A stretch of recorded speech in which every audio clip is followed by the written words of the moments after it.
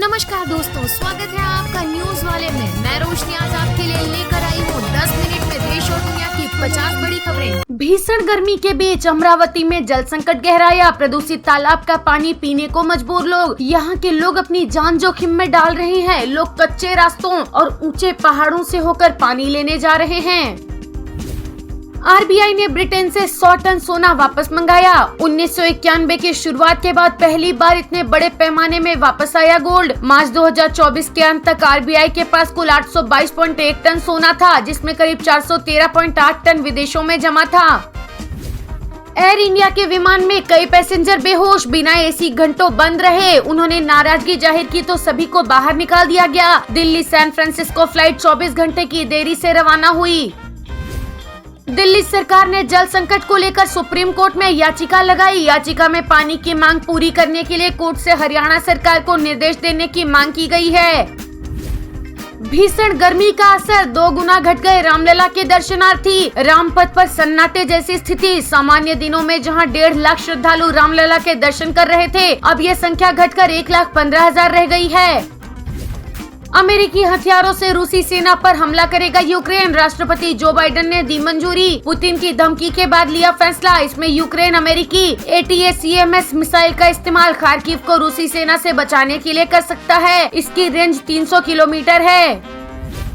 PM Modi की साधना की तस्वीर पर सीएम योगी आदित्यनाथ की प्रतिक्रिया आई है। उन्होंने कहा, जब आध्यात्मिकता आपका आधार और भक्ति आपकी शक्ति होती है।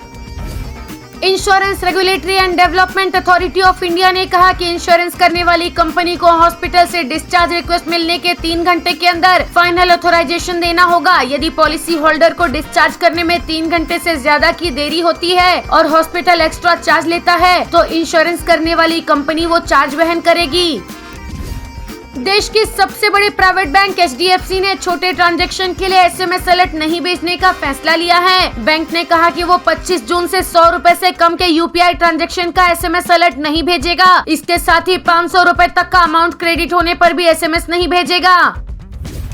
इंडिगो ने एक नई सुविधा शुरू की है, जिससे female passenger web check in के दौरान ये देख सकेंगी कि अन्य महिला यात्रियों ने कौन कौन सी सीट प्री बुक की है। ट्रैवल कंफर्ट और सेफ्टी के लिए एयरलाइन ने ये सुविधा शुरू की है। ये पहल वुमेन सेफ्टी और कंफर्ट के प्रति एयरलाइन के कमिटमेंट का हिस्सा है। इलॉन मस्क फिर बने दुनिया के सबसे अमीर व्यक्ति। बर्नार्ड अर्नोल्ड को पीछे छोड़कर टॉप पर पहुंचे। इस लिस्ट में मुकेश अंबानी 11वें नंबर पर, गौतम अडानी लिस्ट में 18वें नंबर पर हैं।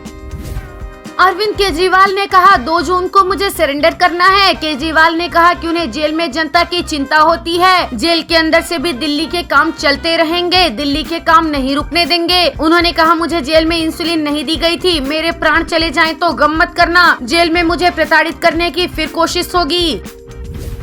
अमित शाह ने कहा, जब यूपी में सपा का शासन था तो माफिया आम लोगों को बहुत परेशान करते थे। 2017 में आपने योगी को सीएम बनाया। योगी ने जितने भी माफिया थे सबको उल्टा लटका कर सीधा करने का काम किया। एक समय था जब यूपी में देसी कट्टे बनते थे। आज ब्रह्मोस मिसाइल और राइफल बन रहे हैं। अगर युद्ध की नौबत आए तो यहाँ टॉप का गोला भी रखा है, जो पाकिस्तान को सीधा कर सकता है। एक समय पूरा उत्तर प्रदेश माफिया और मच्छरों से घिरा था। हमारे योगी आदित्यनाथ ने मच्छर और माफिया दोनों का सफाया कर दिया। स्वच्छता करके मच्छर को समाप्त कर दिया।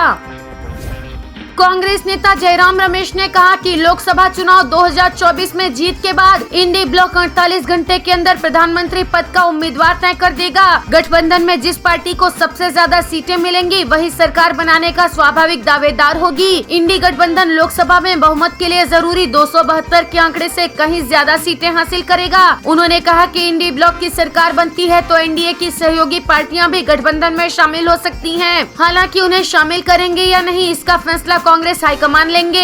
वीडियो पसंद आया हो तो लाइक, शेयर और सब्सक्राइब करना ना भूलें।